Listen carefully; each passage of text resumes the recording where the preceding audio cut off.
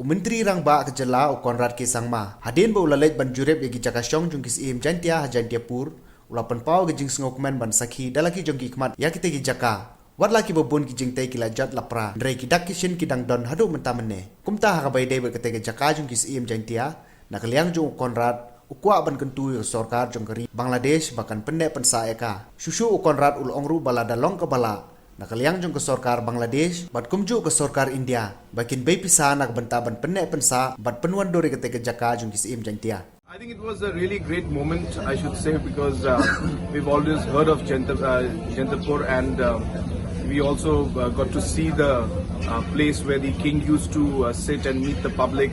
Of course, it's more of a ruin kind of a, building. The old building is there, which is, the structure is not fully there, but at least some remains are there. And we want to urge, in fact, through the central government, we want to urge the Bangladesh government, if they could somehow, give more money to fund and ensure that it is maintained, it is restored, and so that this remains can remain, properly intact.